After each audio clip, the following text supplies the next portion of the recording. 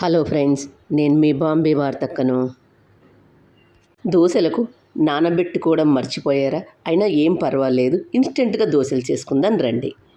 10 నిమిషాల్లోనే దోశలు ఎలా తయారు చేసుకుందామో చూద్దాం రండి. బొంబాయి రవ్వ లేదా దీన్నే సూజీ కూడా అంటారు. 1 కప్ గోధుమ పిండి, 1 టేబుల్ స్పూన్ బియ్యం పిండి, 1 టేబుల్ స్పూన్ ఉప్పు రుచికి తగినంత, వంట soda 1/2 table spoon, oil 1 table spoon. ఒక గిన్నెలోకి బొంబాయి రవ్వ 1 కప్పు తీసుకోండి. 1 టేబుల్ స్పూన్ గోధుమ పిండి వేసుకోండి. గోధుమ పిండి వేసుకోవడం వల్ల దోశలు మంచి కలర్లో వస్తాయి. బియ్యం పిండి 1 టేబుల్ స్పూన్ వేసుకోండి. బియ్యం పిండి వేసుకోవడం వల్ల దోశలు క్రిస్పీగా వస్తాయి. ఉప్పు రుచికి తగినంత వేసుకొని వీటన్నింటిని ఒకసారి బాగా కలుపుకొని ఆయిల్ 1 టేబుల్ స్పూన్ వేడి చేసుకొని వేసుకోవాలి. 1 టేబుల్ స్పూన్ ఆయిల్ వేడి చేసి వేసుకోండి. దీన్నంతా ఒకసారి బాగా కలుపుకొని ఏ కప్పుతో అయితే రవ్వ తీసుకున్నామో అదే కప్పుతో 1 కప్పు పెరుగు వేసి కలుపుకోండి. నీళ్ళు కూడా 1 కప్పు వేసుకొని కలుపుకోండి. పిండినంతా బాగా కలుపుకొని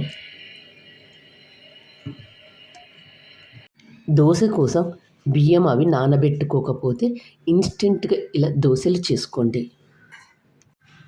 మూత మూసి దీన్ని ఒక 10 నిమిషాలు పక్కన పెడదాం.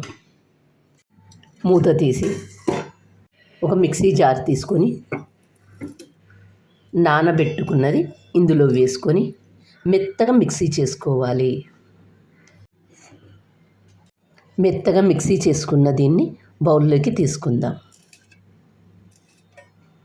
మిక్సీ చేసుకున్న దాంట్లోకి 1/2 టేబుల్ స్పూన్ వంట సోడా వేసుకోండి. దీని మీద కొద్దిగా నీళ్లు పోసి పిండి అంతా ఒకసారి బాగా కలుపుకోండి.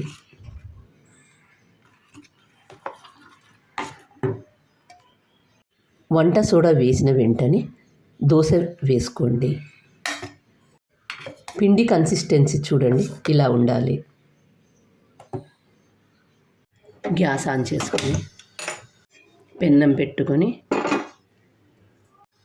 పెన్నం బాగా వేడైన తర్వాత ఆయిల్ వేసుకొని ఆనియన్తో అంతా స్ప్రెడ్ చేసుకోండి. ముందుగా తయారు చేసుకున్న ఈ పిండిని ఒక గిన్నెతో తీసుకొని పెన్నం మీద వేసుకొని నెమ్మదిగా స్ప్రెడ్ చేయండి. మంట మీడియం హీటులో పెట్టుకోండి. మంట హైలో పెట్టుకున్నట్లయితే పెన్నానికి అతుక్కపోతుంది. దోశ మీద తడంతా పోయిన తర్వాత నెయ్యి కానీ నూనె కానీ వేసుకోండి. పెన్నాన్ని అన్ని వైపులా తిప్పుతూ కాల్చుకోండి. ముందుగా అంచుల వెంట లూజు చేసుకొని అప్పుడు దోశ తీయండి. చూడండి దోశ ఎంత బాగా వచ్చిందో. పిండి వేసేటప్పుడు మంట సిమ్లో పెట్టుకోండి, లేకపోతే పెన్నానికి అతుక్కపోతుంది. అలాగే మిగతా వాటన్నింటిని కూడా చేసుకోండి.